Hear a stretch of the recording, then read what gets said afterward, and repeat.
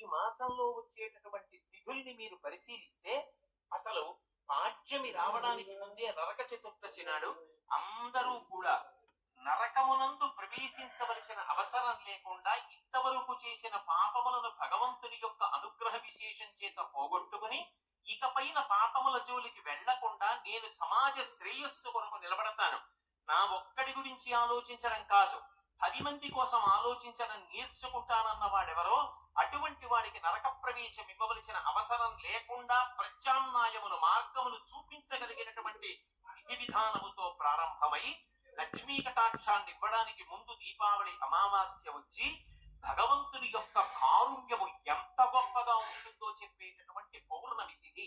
ఏ మాసమునందు లేని జ్వాలాతోరణం ఒక్క కార్తీక మాసంలో వచ్చేటటువంటి పౌర్ణమి నాడే, అది కూడా మళ్ళీ దీప సంబంధమే, అగ్ని సంబంధమే.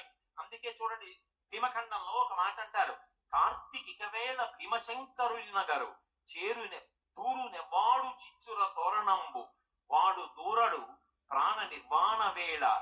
ఎవడైతే ఆ పద్యంలో చెప్పింది దక్షారామ క్షేత్రం గురించి, కానీ ఎక్కడైనా ఏ శివాలయంలోనైనా జ్వాలాతోరణం జరుగుతుండగా దాని కింద నుంచి ఎవడు శంకరుడి యొక్క పల్లకీతో వెళ్లి వచ్చాడో వాడు చూడడు ప్రాణ నిర్వాణ వేళ ఘోర యమపట్టణ ద్వార తోరణంబు.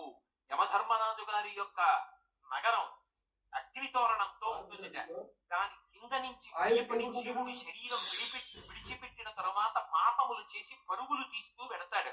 అలా వెళ్ళవలసిన అవసరం లేకుండా కార్తీక పౌర్ణమి నాడు ఎవడు శపథం చేసి స్వార్థంతో కేవలం పాపములు చెయ్యకుండా ఇక పైన 10 మంది గురించి ఆలోచించి సమాజం గురించి ఆలోచించి అందరూ నా అన్నదమ్ములు అక్క చెల్లెళ్ళన్న భావనతో త్రికరణ శుద్ధిగా బ్రతుకుతానని కోరుకుంటాడో అటువంటి వాడి పాపములు తొలగతోసి నేను అండగా ఉండి అక్కడ దూరవలసిన జ్వాలాతోరణానికి బదులుగా ఇక్కడ జ్వాలాతోరణం కింద నేను అండగా ఉండి నిన్ను తీసుకొస్తున్నాను.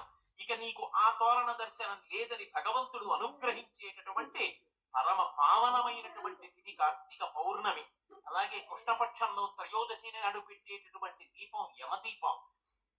ఇన్ని తిథులతో ఇన్ని రకాలైన ఉపాసనలతో మనిషిని పరిపూర్ణమైనటువంటి మనుష్యుడిగా దిద్దగలిగినటువంటి పరమాద్భుతమైనటువంటి మాసము కార్తీక మాసము.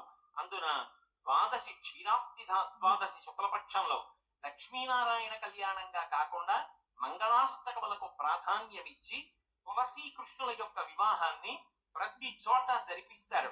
ఆ తులసి అంత గొప్పది, ఆ ఉసిరి అంత గొప్పది.